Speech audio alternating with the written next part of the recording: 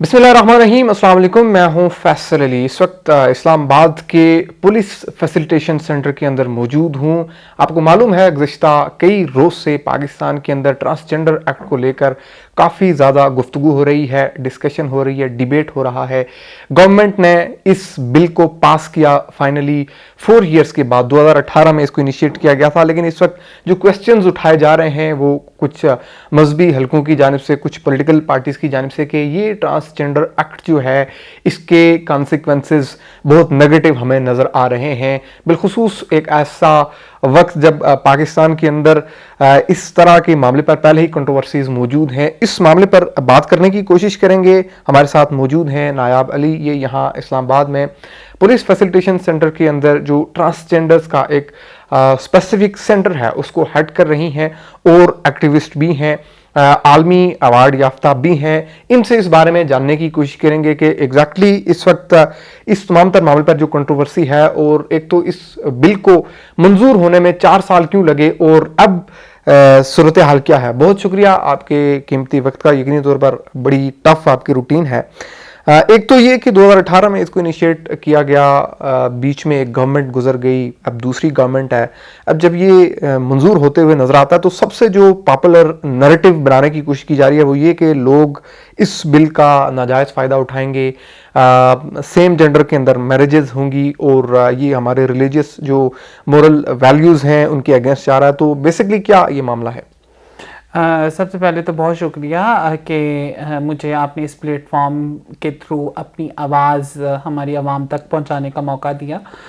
दूसरे नंबर पे आपने बड़े इंपॉर्टेंट क्वेश्चन जो हैं वो किए हैं। सबसे पहले मैं आपको ट्रांसजेंडर राइट्स प्रोटेक्शन एक्ट 2018 उसके ऊपर थोड़ी सी रोशनी डालती चलूँ। जब 2009 में इफ्तिखार चौधरी साहब ने ट्रांसजेंडर कम्युनिटी की आइडेंटिटी के बारे में अपनी जजमेंट को उन्होंने केस को सुना एंड देन उन्होंने 2012 में जजमेंट जब जारी की तो उन्होंने नादरा को एक डायरेक्शन जारी की कि तमाम ट्रांसजेंडर अफराद को बतौर तीसरी जेंस जो है पाकिस्तान के अंदर रजिस्टर किया जाए और उनको शनाख्ती कार्ड दिए जाएं, और तमाम दूसरे फंडामेंटल राइट्स के लिए हुकूमत पाकिस्तान को हदायत जारी की कि उनके लिए कुछ ना कुछ पॉलिसी और कानून साजी करके इसको एक पूरा ढांचा तैयार किया जाए जिससे इस वनरेबल ग्रुप को प्रोटेक्शन मिले।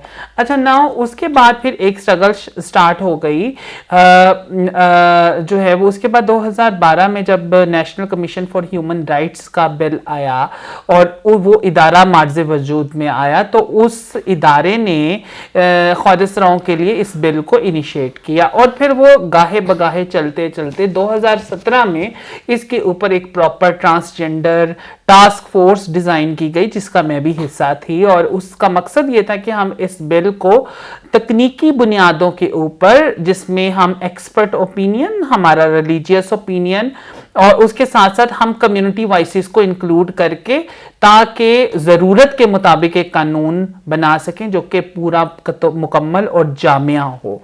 तो जब ये कानून का मसवदा फाइनल हुआ तो 2018 में ये कानून 9 मई 2018 को ये पास हो गया, और उसके बाद 21 मई 2018 में उस वक्त के कायम मुकाम सदर पाकिस्तान जो कि मौजूदा चेयरमैन सेनेटर सादिक संजरानी ने इसके ऊपर साइन किए और ये एक कानून की सूरत में मुल्क पाकिस्तान में लागू हो गया। तो अब इस कानून को पास हुए 4 साल हो गए हैं, और अभी जब जो है वो जब कानून पास हो गया और रिसेंटली 2022 के अंदर जो कि अभी कमिंग ईयर इलेक्शन का साल है, तो इसी मौके के ऊपर ये कंट्रोवर्सी शुरू हो गई। तो इसको मैं इस तरीके से देखती हूँ कि हम आगे चल के कानून को मजीद अनपैक करेंगे। तो मैं जरा इसको क्विकली ये बताती चलूं कि इसी वक्त ये क्यों कंट्रोवर्सी स्टार्ट हुई। असल में पॉलिटिकल जो सिचुएशन होती है, आखिरी साल होता है, तमाम पॉलिटिकल और रिलीजियस जमातें जो हैं वो कोशिश करती हैं आवाम की सिंपैथी क्रिएट करने की और उनकी गुड बुक्स में आने की, ताकि वो वोट जो है वो गैदर कर सकें। तो यहाँ पे जो है वो ये सिर्फ एक पॉलिटिकल स्टंट नजर आता है, जस्ट जो है वो इसके बारे में मिस इन्फॉर्मेशन انفارمیشن پھیلا کے ٹرانسجینڈر ایکٹ کے بارے میں اور ہم عوام کو یہ کہیں. اب دیکھیں کہ ان کا جو مذہبی جماعتوں کا اور سیاسی جماعتوں کا اٹیک کس کے اوپر ہے.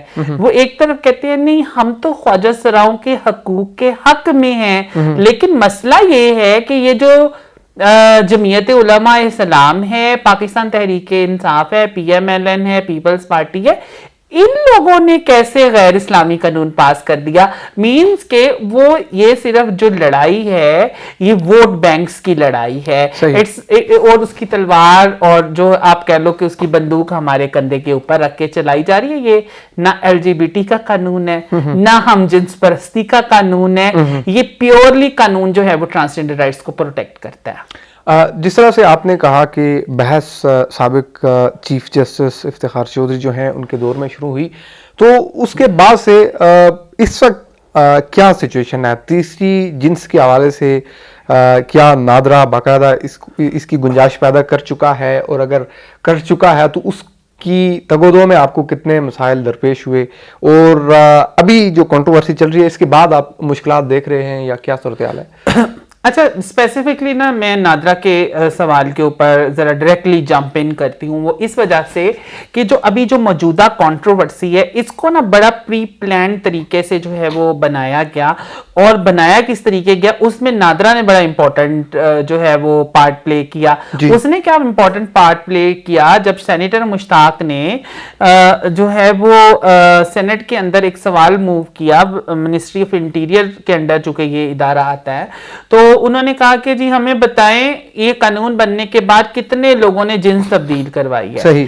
تو ٹیکنیکلی اس کا آنسر کیا ہونا چاہیے تھا کہ اس قانون کے مطابق آپ ان کو تعداد بتاتے کہ اتنے لوگ مرد سے خواجہ سرا بنے ہیں اور اتنے لوگ عورت سے خواجہ سرا بنے ہیں. صحیح. تو انہوں نے کیا بتایا, انہوں نے اس کے اندر ایڈ کر دیا اچھا 15,000 مرد سے عورتیں بن گئی ہیں, 13,000 عورتوں سے مرد بن گئے ہیں. صحیح.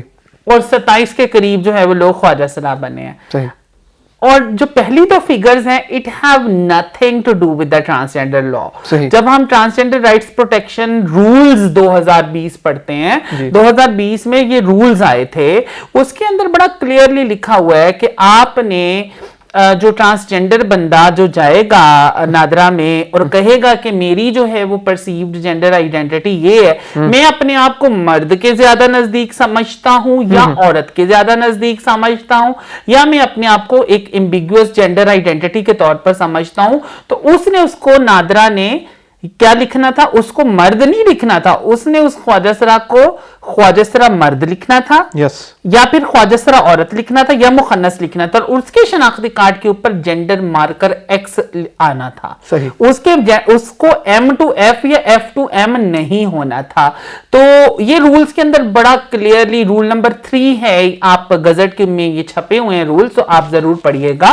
تو اس میں بڑا کلیئرلی واضح ہوا. تو اب جب نادرہ کی طرف سے یہ بہت بڑی جو ہے وہ لاپرواہی اور غیر ذمہ دارانہ جواب تھا جو کہ نادرہ نے اس ٹائم جمع کروایا اور اس کو ٹرانسجینڈر کے ساتھ جوڑا, تو اس کی وجہ سے کیا ہوا, سینیٹر مشتاق نے واویلا اور مذہبی جماعتوں نے واویلا شروع کر دیا, او اچھا اس ٹرانسجینڈر ایکٹ کی وجہ سے یہ مرد سے عورت بنے ہیں, اچھا تو پھر ایسا بھی ہو سکتا ہے اگر مرد اپنے آپ کو عورت رجسٹر کرا لے اور جا کے وہ مرد سے شادی کر لے تو ہم جنس پرستی کی گنجائش جو ہے وہ پیدا ہو جاتی ہے.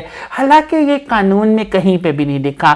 اگر کسی سے کوتاہی ہوئی ہے تو وہ نادرہ کی کوتاہی ہے, اور آپ کے پاس وہ ڈیٹا بیس موجود ہے کہ جن لوگوں نے اپنے شناختی کارڈ تبدیل کروائے ہیں, اور اگر ان لوگوں نے شادیاں بھی کر لی ہیں, لیٹس سپوز, جو کہ مجھے نہیں لگتا کہ وہ ہوئی ہیں, تو اگر انہوں نے کر لی ہیں تو آپ کے پاس کمپیوٹرائز سسٹم موجود ہے بھائی, ان کو جائیں, ان کو پکڑیں.